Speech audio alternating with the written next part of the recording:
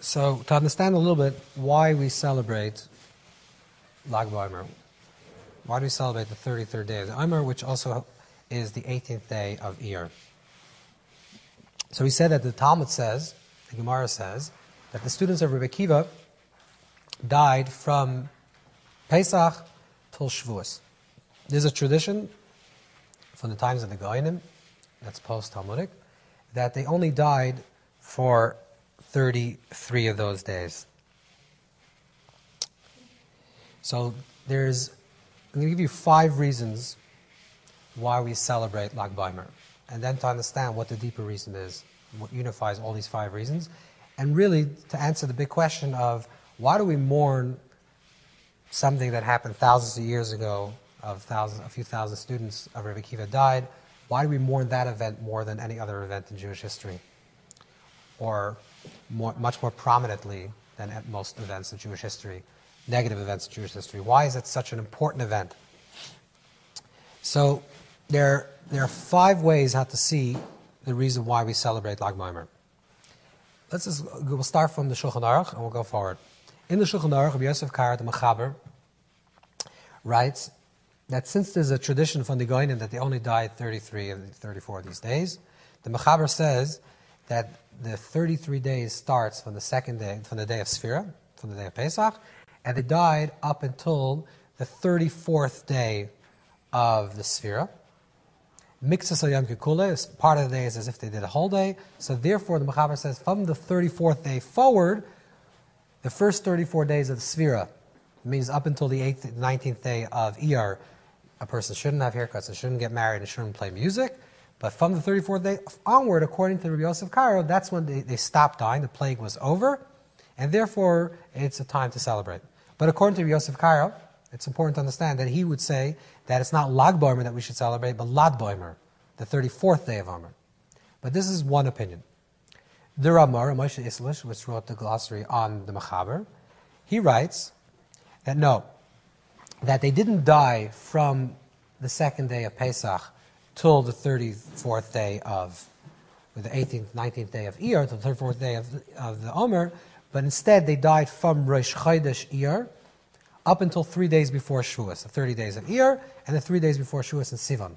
That's the 30-day period. So what happens Lag BaOmer? So the Ramah writes that there's a tradition that on that day of Lag BaOmer, the 33rd day of Omer, they didn't die. So even though they died the day before and the day afterwards, so according to the Ramah, there's something very special about the actual day of Lag BaOmer that the students did not die. Something mysterious happened. The whole thing is a mysterious thing, that they died. But for one day they stopped dying, the next day they continued dying. According to Mechaber, according to Rabbi Yosef Karo, they stopped dying, period, and the plague was over. But according to Ramah, there was one day that they didn't die. The third opinion is the opinion of the Maharil, that he says, no, there's a tradition that they only died 33 of those days, because they really died from the second day of Pesach till 3 days before Shavuos, and the entire period. However, if you they didn't die on Shabbos, according to the Maharil, and on Yom Tov. So there are 7 Shabbosim, there are 7 days of Pesach, there are 3 days of Rosh Chodesh, that's 17 days. So in total, eliminate 17 days from that period of time, of the 49 days, you're left with 33 days. So the Maharil says, on the 33rd day, symbolically, we celebrate the ending of the plague, even though on Lag BaOmer itself, they died. They died on Lag BaOmer, they died on Lad BaOmer, if it was not on Shabbos, right? They only did not die on Shabbos and on Yom Tov and Rosh Chodesh. Therefore, the 33rd day, symbolically, we celebrate the day as a day of the ending of the plague, of the death of the students of Rabbi Akiva. That's another opinion. Okay, so we have these 3 opinions. The 4th opinion, which is the opinion of the Maharsha, he says that they died throughout the entire period, probably like the Maharil, but he says that there's something that's called a minor majority and supermajority. That once, if you divide the 49 days into 3, you have 16 and a third, 3 periods of 16 and a third. So when you reach 2/3 of the days of Sfira already passed, that means the intensity of Sfira is already over. That's on the 33rd day of the Omer. So therefore we celebrate because the intensity of those days are already over. Again, nothing happened particularly on that day.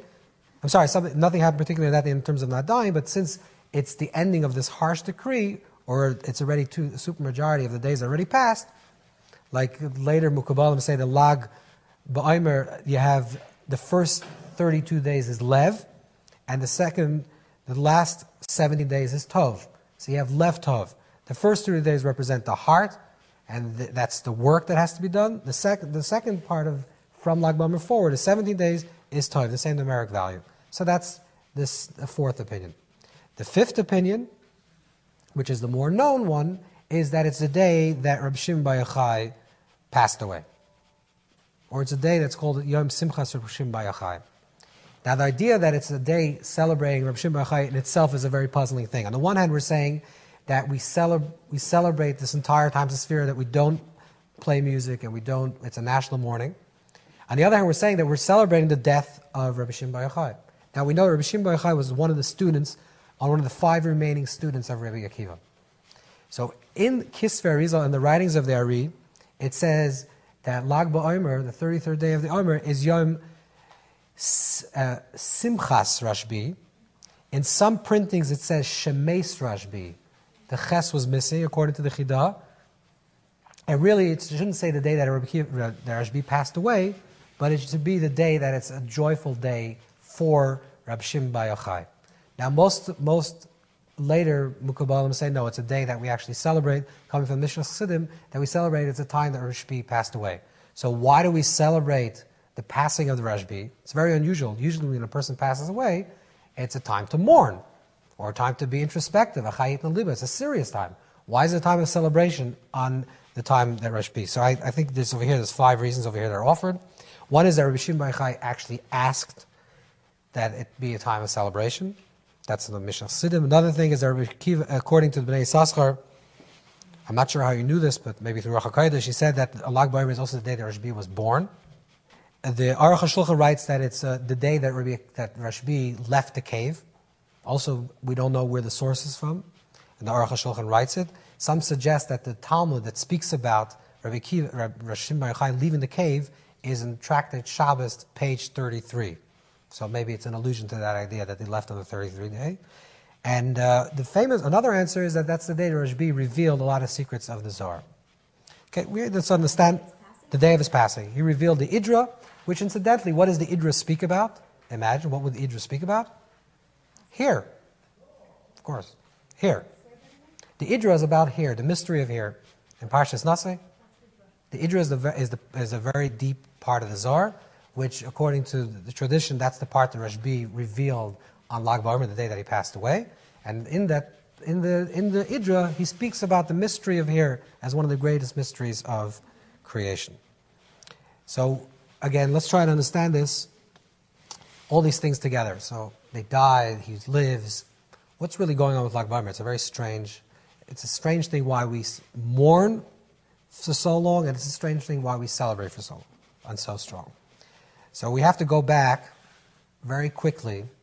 We don't have that much time, but we'll go back very quickly to that period of time. If we understand the historical context of that period of time, everything becomes clear. In the year 70 Common Era is when the Beis HaMikdash was destroyed. Who destroyed the Beis HaMikdash? Titus, right? Titus destroyed the Beis HaMikdash. Vespasian was his father. That was the year of the 4 emperors. Vespasian became the emperor of Rome. He needed a great military victory. He sent his son, and his son destroyed the Beis HaMikdash. According to the writings of the Romans, the intention of the Romans was never to destroy the second Beis HaMikdash. It was a mistake. It was a flare that lit up in the Kodesh HaKadoshim, and that's how everything caught fire and it burnt down. But that was never the intention of the Romans. In fact, I just want to tell you this something historically, that the Maharal says that it could be true, that the intentions of the Romans were not to destroy the second temple, the second Beis HaMikdash, but me'atoiv yatsa toiv, from good comes good, and from negative comes negative. The fact that it was destroyed was intentional. Why am I telling you this? Because if you lived after the Beis HaMikdash, after the destruction of the Beis HaMikdash, if you lived through that period of time, this is a very, very troubling time in Jewish history, because we Jews lived in Eretz Yisrael for 1,000 years, over 1,000 years. We had a Beis HaMikdash. We had a central place that we worshiped, a place that if we needed something, we went. We had a Kohen Gadol. It was very clear that we were a localized people. There was a place that we served Hashem. And the practices were very simple. It was laid out. We bring offerings, and this is what we do. Now the Beis HaMikdash is destroyed. What's now? What do we do now? What's the next step in Jewish history? What are we supposed to be doing? A few years later, 50 years later, there was a fellow by the name of Bar Kochva, or Bar Kozva. That what Rabbi Kiva called him Bar Kochva. Bar Kochva, Rabbi Kiva said, Bar Kochva, this general, started a rebellion to throw out the Romans from Israel. The intention of Bar Kochva was to throw the Romans out of Israel and to build a Beis HaMikdash, to rebuild the Beis HaMikdash. And Rabbi Akiva not only believed in this mission, Rabbi Akiva was the forerunner of this mission. Rabbi Akiva was the one that said that Bar Kochva is Mashiach. He called him the Bar Kochva, that a star will rise from Yaakov. Rabbi Akiva said, and Rabbi Akiva was then the most important Torah scholar, the most important Talmud Chacham in that generation.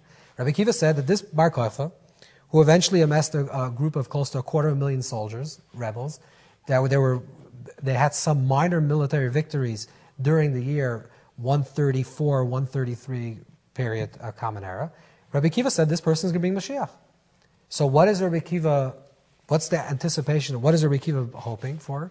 Rabbi Akiva is hoping that he throws the Romans out, they build the Beis HaMikdash, but not just the Beis HaMikdash, the temple, just like the second Beis HaMikdash, but to actually usher in the time of Mashiach.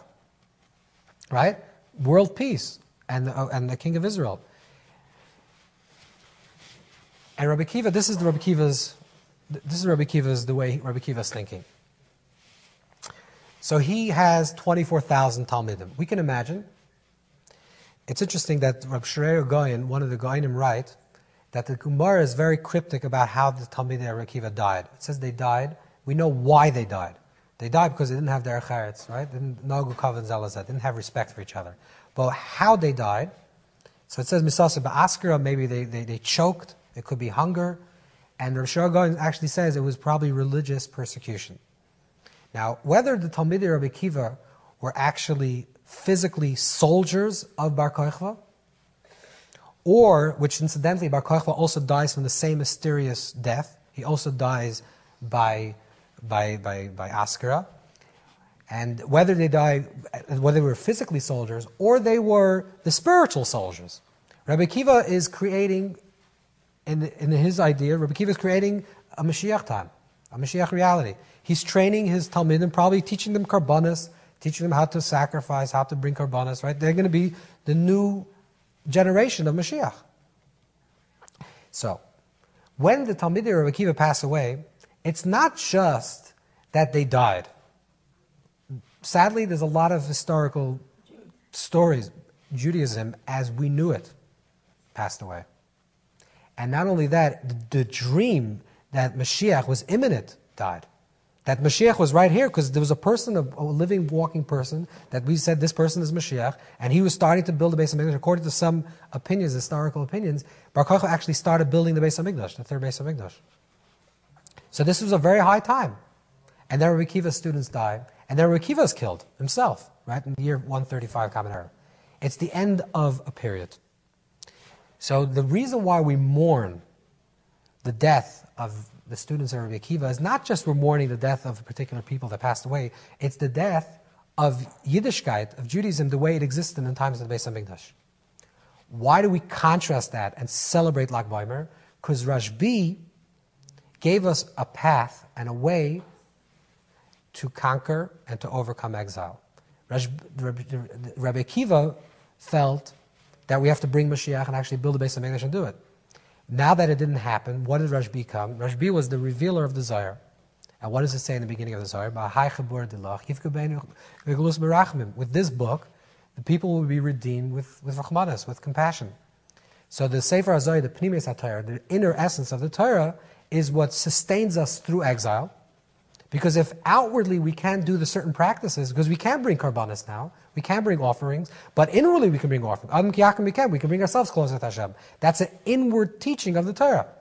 The inward teachings of the Torah allow us to survive in exile, And the inward Pnimis Torah, the inward teachings of Torah, allow us to get out of exile eventually. And that's why we're celebrating the passing of Rashbi. The passing of Rashbi is that era of Rabbi Kiva and his students ended, but Rashbi, the gift that Rashbi gave to us, and Rashbi Bar Yochai gave to us, is the Pnimis Torah, is the internal aspect of the Torah. And that's why we say that on Lag BaOmer is just like there's a revealing of the Torah on Shavuos, on the Nigla, on the revealed aspects of the Torah. There's Matan Torah of Nigla, of the revealed. The same thing on Lag BaOmer, we celebrate the revealing of Pnimis Torah. There's a Matan Torah of Pnimis Torah. And that occurs 17 days before the revealing of the Torah of the Nigla Torah, which occurs on Shavuos. And that's what we're celebrating on Lag BaOmer. And that's why Lag BaOmer, there's a lot of ideas that we can connect with this. Lag BaOmer, the word Lag BaOmer has the same numeric value of the word Moshe, 345. Lag BaOmer, according to the Arizal, Reb Shimon Bar Yochai is a Gilgal of Moshe Rabbeinu. Lag BaOmer, the day of Lag BaOmer always falls on the 4th day of Sukkot, which is the Ushpiz of Moshe, which is the guest of Moshe Rabbeinu. There's a lot of correlations of that idea because we're saying that in Lag BaOmer, Moshe Rabbeinu revealed the Nigla of Torah, the revealed aspect of Torah. Reb Shimon was the one that was given the gift to reveal the inner essence of the Torah. And the inner essence of the Torah is what allows us to survive in exile and eventually overcome our exile. And that's the deeper reason why we celebrate, and that's why it's the greatest celebration of Lag BaOmer.